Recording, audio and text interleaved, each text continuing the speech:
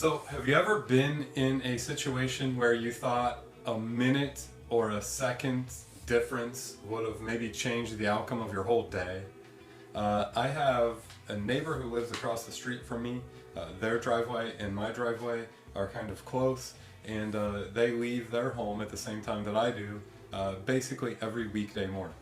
And when I back up, they back up. And so we're leaving about the same time. Their car sits at the end of their driveway, my car sits at the end of my driveway, and sometimes it can come down to a matter of seconds. So, like if I forgot something and I go back inside and I come back out to my car, I might have to wait for them. And then I might get behind them when they're turning onto the road. They turn left, I turn right. And if they're turning left and it takes longer, I get behind them. And then I get into the flow of traffic and I get behind a school bus, which I wouldn't have gotten behind had I left a few seconds earlier, if I hadn't gone back into the house, if I would have gotten ahead. Have you ever had that kind of like, hey, if I would have done one thing differently the whole day, and then, what I do when I get there or how behind I am would all be different? You ever had that sort of thing? Ever thought through that? Good morning, good afternoon. This is Preparing for Sunday, where we take a look at the upcoming week's scripture. This is for Sunday, September 18th. It's the 15th Sunday after Pentecost, and the text for this week is Luke 16, verses 1 through 13. This section of Luke comes right after what I call the comic relief of last week's parables. This is what comes right after it for us in the lectionary. Can't help but notice that the subtext of the comic relief last week was about money, coins, and well-being in career, vocation, a shepherd leaving the sheep. And this section is also about money. Maybe there's something that you would prefer I not talk about in church. Maybe it's like abortion, maybe it's race, maybe it's sex, sexuality. Money might be one of those things too. These are some of those things that the Bible may or may not always address properly for us in the modern world, but we don't like it when pastors or church try to delve into it. The Bible delves into money especially a lot, maybe more, definitely more than all those other things, even though like something like homosexuality really becomes a big topic in churches. Money is talked about more in the Bible. It's more pertinent, I would say, to our behavior today, and we don't really like it when pastors or when the gospel or when churches talk about it. And then here we go. Here we are with Luke, because this is something Luke talks about a lot: class, income, poverty versus wealth, and it's spoken about here in Luke 16, 1 through 13. That's part of it. The other part of this has to do with decision making. Who are you if you are a disciple? If you are a disciple, what does it mean to carry your cross? And does that seem appealing? Like, why would you want to carry a cross? And does it play out in all the way down into little decisions that you make? That is part of it. These are the two sort of things with this reading for this week. Decision making, once you've been freed by Christ and claimed by the Holy Spirit, how does that shape who you are in the decisions that you make? And then money, maybe it's what decisions do you make with your money? And that really is the crux of this week's gospel, the parable, the discussion that's going on in Luke 16, 1 through 13. So to get into that a little bit further, I've tried to be intriguing by thinking about that, hey, if you would have done one thing differently, maybe you wouldn't have gotten in that accident or whatever. If you've ever been in that kind of thought, that's addressing decision making. It's also sort of addressing the economy of how our time is dictated, how our careers are dictated. And so I tried to be intriguing by starting out that way. I'll give you a second sort of example that has to do with decision making and the complications of economy. All right? So I'm going to give you a quote, and you can decide if you think this quote is helpful for the world that we live in, what you think about this quote. All right? All right? If there is any one secret of success, it lies in the ability to get the other person's point of view and see things from their angle as well as your own. What do you think about that quote? If there is any one secret of success, it lies in the ability to get the other person's point of view and see things from their angle as well as your own. Does that feel right? That quote was spoken by Henry Ford, and maybe that colors what you think about it. I don't know how you feel about Henry Ford. You know things about him. You know he's sort of an American hero, or you know, a big icon of American economy and American the workplace. However, if you know more about Henry Ford, you also know that history has not been super kind to him. It turns out that he was incredibly anti-Semitic, heavily anti-Semitic, and so to have a quote where he's talking about seeing other people's point of view, he had people who he automatically would not see their point of view. As a matter of fact, to tell you some of the history of Ford, he was in a peripheral, but in contact with Hitler, and Hitler idolized Ford for his work and for his view on Jewish folks. Hitler actually tried to create his own idea of the Ford model. He made from nothing a whole city inside of Germany called Wolfsburg. It was from nothing. He made a whole city where people worked in a factory and then lived in the city next to it and shops together and then worked together. And this was all based off of Henry Ford. You couldn't work there or be a part of it if you were Jewish. And Hitler actually conferred with Ford on this. The town of Wolfsburg began to produce initially the people's car, the Volkswagen, and eventually began to produce parts for machinery for war. And at this point, I drive a Volkswagen, and the history of Volkswagen goes straight through Wolfsburg and straight through Hitler and into peripherally this American icon, Henry Ford, who could say if there's a secret to success, it's in seeing other people's point of view, but could simultaneously say don't listen to anybody if they're Jewish. So I'm saying all that to get to how complicated decision making is. If I wouldn't have gone back in the house to get that thing, if I wouldn't have gotten stuck behind my neighbor, if I wouldn't have gotten stuck behind the bus, if I wouldn't have then got stuck behind the accident, if I would have gotten to the office on time, would I have gotten that phone call to help that person? You know, we think like this, but the truth is that our world is super complex, and our grounding as people of faith is set in something like this parable. It's called the parable of the dishonest steward. And, you know, I think it addresses the idea that, hey, there's a lot going on around us that we don't control. We do not, per se, control the decisions of Hitler or Henry Ford. We can see quotes from him and sort of scratch our heads like, look at other people's point of view. Well, you didn't really do that. And so we can be aware, we can think about it, but what would it mean if we weren't to support Ford or not buy Ford or not drive cars because the company made bad decisions? You know, there's got to be a limit to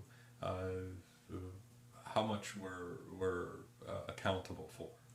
And to some degree, this is what faith is. When we confess, when we use confession and forgiveness at the beginning of our worship services, we're confessing that we're all a part of a broken system. We can say, hey, it's inspiring. It's a true statement to hear, hey, the secret of success is to put yourself in someone else's shoes. That would be the secret of all those divided conversations we have about politics. Like if we put each other in each other's shoes a little bit more, maybe we'd be a little less divided. I mean, there's a lot of fruitful things to think about here. But this quote is coming from a guy who didn't do that, and whose ideas may have commodified human beings into pieces of machinery, essentially. I mean, there's all sorts of complicated things to think about with all this. And I think part of the idea of this parable from Luke 16, which is about economy, which is about money, which is about who we are, our vocations, is that there's no way to perfectly navigate all this. At the heart of it, though, this is a story about how one moment of inspired, God sort of derived decision making can change things for everybody. I often feel like with how divided we are, with how much our minds are already made up about how we feel about church or being Lutheran or being some other denomination, with how much we have our minds made up about what brands we like, with how often our spending habits are already ingrained. I told you this past Sunday in the sermon that I don't like to shop at Walmart. I have lots of social reasons for that. And sometimes I've broken that habit because I felt stuck. Am I then being sinful because I said, hey, I don't want to shop at Walmart because they do bad things to our community, in my opinion? Well, I probably am part of a church that can help do bad things in our community if I'm not careful. All of this to me comes down to, is the world predetermined, stuck, like, hey, John, nothing you do matters because we're already so broken? Or can one little decision really make a difference? I want you to look especially at verses 10, 11, and 12 in Luke 16. Those verses use an argument which is called the a fortiori argument. That's the Latin for the type of reasoning that's being applied here. A fortiori. And it means from smaller to larger. So it sets similar things in a line, and it says if you can make that decision on a little thing, like if you can make that decision with a penny, you can make it with a nickel. If you can make it with a nickel, you can make it with a quarter. If you can make it with a quarter, you can make it with $100 bill. If you can make it with $100 bill, you can make it with your month's salary. And so it's using this argument that says that little decisions matter. And that is gospel to me. It's gospel to me because, here I am. I go back inside my house. I forgot my coffee. I go back inside my house. I get stuck behind my neighbor. I get stuck behind the turn. I get stuck behind the bus. I get behind an accident that just occurred. I get to the office late. I miss a phone call that's from somebody who wanted some moments of care. And then I call them back and I can't reach them. And my whole day and my whole meaningfulness of my day spirals out of control. Should I have gone back to get that coffee mug? What this says is to not be too hard on yourself with all this stuff. There's just so many things we don't control. Society is complicated. And our emotions run away with us, and our thoughts run away with us. However, as people that are claimed by God, we, in a penny, try to make the best decision that we can. And we believe that where we make a good decision with a penny, it builds into a nickel, and it builds into a dime, and a quarter, and $100 bill, and that month's salary, and that year's salary, and our whole congregation's income. And so what we're trying to say here is that people of faith faithfully are reminded by the Spirit that they're forgiven, they're claimed by God, and they try to do one little decision that unlocks or maybe becomes a snowball that God can release for more. We don't get caught up in just how complicated everything is. We are aware of it, but we are faithful. God holds all these complicated matters in God's hands. I drive a Volkswagen. Should I do that? Because boy, it all goes back to Hitler, to Ford, and to some anti-Semitic stuff. Or could I use my Volkswagen to go shopping for the pantry? Maybe I drive a Volkswagen because it's the right price point, and I can use the money that I use well there and save towards shopping. I can drive my car to the grocery store, shop for the pantry, use my car to do that, even though it maybe has bad routes, and that is a thing I can do faithfully. All right. So all of this week comes down to the strength of reminding that God loves us, God frees us, and that we're free to make little decisions, even if we can't fix all the big ones. We're sort of aware of them, but we're not going to let them drag us down. We believe from little decisions, God can make big things happen. I saw a quote this week that talked about how the best congregations, and to be honest, I would lump St. Stephen into that. The best congregations, and that has to do with more than just me. You've had that history since before I came here. The best congregations do the little things well. The coffee is good, and it's when it's handed to a person, the interchange is positive and building. That's a little thing that then leads us into all the big things of peace on earth and justice and mercy. And sometimes that comes in things as small as treating a person well when you're handing them a cup of coffee, being grateful when you're taking the coffee from the person who got up early that morning to make it for you. Gratefulness, positivity in little things, and how that becomes a big deal that God uses for big things later. So this week's sermon is going to hit on that dishonest wealth, which is sort of what this parable is about. And it's really going to talk about the exact same thing I've just talked about. So, it's going to rehash this idea of just because my day went bad, doesn't that mean I can still do something with the 1 minute that I have, that I've been given. Come about that in a different way. It'll be pretty strongly about money, which you may or may not like, but we'll see how that goes. And I'll think about it like this with you. How do you choose your favorite restaurant? Think of your favorite restaurant, and how do you choose it? How do you decide when that is the day? Our lives as people of faith are faithful things. We make small decisions, and we hope that God can do big things. We are aware of our limits and what we're wrapped up in. It's easier for us to pick a restaurant that we enjoy and to enjoy it sometimes than it is for us to go through our day faithfully. What would it look like if we went through our whole day just saying, hey, I choose this smile when I give this cup of coffee. I choose to shop for the pantry even if my car has weird historical roots. What would it look like if we were to, in a little thing, try to live like we believe God frees us, like we believe God can make a big thing out of it? That's the question of this parable.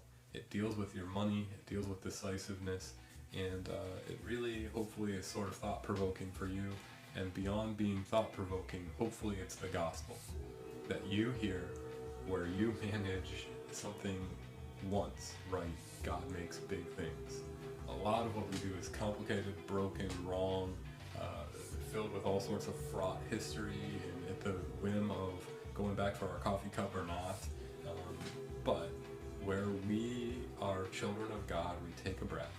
We say, hey, this next minute has been given to me, and God help me to make a good decision. And God tells us what good decisions look like: gratitude, peacefulness, joy, faithfulness, gentleness, kindness, self-control. If we can exhibit that in a penny, God can do something huge out of it. And that's the gospel. And that's the faith we're called to live into. It's away from the zeitgeist, the world, the pull of all the complicated, guilt-ridden stuff, and it's into a whole different way of being. That's why it's a cross. It's a cross because you have to give up living this way and live faithfully this other way, where you think one smile can change the whole world. Do you believe that? And if so, you are considering Luke 16, 1 through 13. How might you use $1 that might make a big difference? That's the question of this text, and that will be the question of the sermon when we meet together. All right, thank you. Thanks for considering this with me. I hope this little intro to the text is meaningful when we gather together Sunday. And between now and then, I hope you stay safe, and I'll see you soon. Take it easy.